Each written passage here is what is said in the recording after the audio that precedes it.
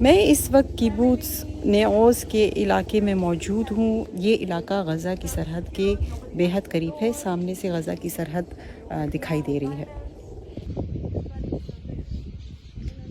7 اکتوبر 2023 کی صبح 9 بجے کے آس پاس حماس کے جنگجو یہاں اس گیٹ سے اس علاقے میں داخل ہوئے۔ انہوں نے گھر گھر جا کر لوگوں کو گولیاں ماری۔ کئی لوگوں نے سیف روم میں اپنی جان بچانے کی کوشش کی، لیکن وہ وہاں بھی نہیں بچ سکے۔ یہ جو آپ میرے پیچھے دیکھ رہے ہیں، یہ اس گھر کا سیف روم تھا کہ یہاں پہ بلٹس کے نشان ہیں۔ حماس کے جنگجوؤں نے یہاں اس علاقے میں زیادہ تر گھروں کو آگ لگائی۔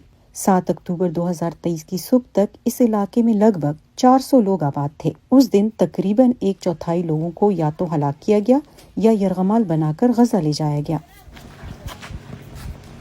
یہاں پر ہر گھر کے آگے جھنڈے لگے ہوئے ہیں یلو کلر کے، جیسے کہ آپ دیکھ سکتے ہیں، اور ان جھنڈوں پر مختلف کلرز کے سٹیکرز لگے ہوئے ہیں۔ جیسے کہ یہ بلیک کلر کا سٹیکر ہے، اس کا مطلب یہ ہے کہ یہ لوگ ابھی تک ہاسٹیجز ہیں، انہیں رہا نہیں کیا گیا، حماس کی قید میں ہیں۔ اور جن جھنڈوں پر ریڈ کلر کا سٹیکر ہے، اس کا مطلب ہے کہ حماس نے انہیں ہلاک کر دیا ہے۔ اور اس کے علاوہ جو بلو کلر کے سٹیکرز ہیں، اس کا مطلب یہ ہے کہ وہ انہیں رہا کر دیا گیا ہے۔ میں دیکھ رہی ہوں کہ کچھ گھروں کے آگے بلیک کلر کے جھنڈے لگے ہوئے ہیں، تو اس کا مطلب یہ ہے کہ اس گھر کے لوگوں کو 7 اکتوبر 2023 کو اسی دن ان کے گھروں میں ہلاک کر دیا گیا۔ مقامی لوگوں کا کہنا ہے کہ اسرائیلی آرمی اس دن تقریباً 3 بجے کے قریب یہاں پہنچی۔